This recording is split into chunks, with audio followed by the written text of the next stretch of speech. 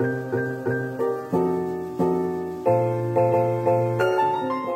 vais vous parler de tous ces éléments divers, exogènes au droit du travail et au monde de l'entreprise qui influent sur l'entreprise. Je vais parler évidemment de la situation économique, de ce que l'on appelle la financiarisation de l'économie sur ces 15 dernières années qui a eu des impacts considérables sur le fonctionnement même de l'entreprise, sur la manière dont les États ont essayé d'une manière ou d'une autre d'en juguler les excès au travers de production de normes absolument invraisemblables, notamment en droit du travail, de manière à consolider quelque peu ce qui avait l'air de s'échapper, c'est-à-dire le fameux modèle fordiste.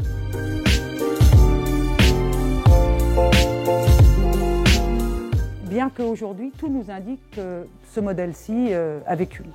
Il a vécu. Alors tout le monde le dit, mais personne ne change rien.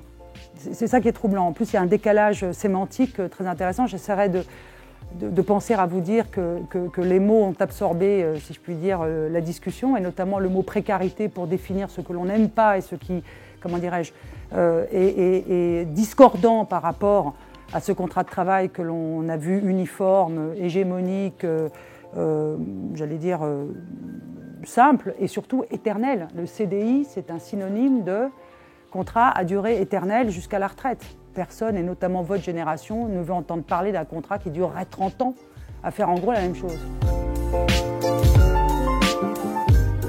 Je crois qu'il y a une remise en cause fondamentale de la définition du contrat de travail. Fondamentale. D'abord parce que pour avoir vous autres, jeunes talents,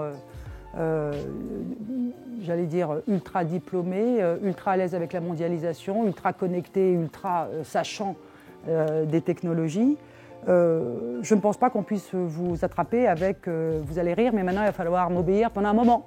Voilà, alors maintenant, voilà votre travail. Nous sommes rentrés dans l'économie de la connaissance et en plus les jeunes en question ont cette connaissance, mais ils l'ont tellement puissamment qu'elle excède quelque peu les compétences de leurs aînés. Voilà, et donc c'est pour ça qu'on voit dans les entreprises introduire le reverse mentoring. D'ailleurs, l'emploi est un synonyme de salariat. Quand on regarde bien, quand on pense à, enfin surtout les gens de ma génération, quand on pense à l'état de l'emploi en France, on pense aux salariés en CDI. Non, l'emploi, ça vise toute forme de travail. Mais comme on a fait le dispositif pour le contrat de travail, forcément, les autres, ceux qui ne sont pas dans les formes classiques du travail, forcément, ne sont pas bien considérés. C'est la question en fait de la considération avant que d'élaborer sur les perspectives de refonte de notre système de protection sociale qui est en effet fondé exclusivement ou quasi exclusivement sur le bulletin de paye, donc le système beveridgien, comme vous le savez, de sécurité sociale. Toutes ces questions se posent pour se demander si ce personnage, dans le fond, pourrait être alors soit considéré comme un salarié, soit à l'inverse, tout le monde des indépendants.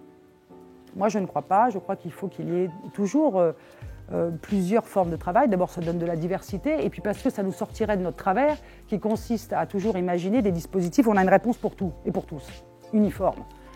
On n'est pas dans cette situation-là, par conséquent, créons dans la diversité. C'est la théorie, dans le fond, une forme de trajectoire et de vie et de voie émancipatrice, si je puis dire, qui permet à l'individu de s'auto-réaliser, de réaliser ses projets au travers des moyens qui lui sont donnés.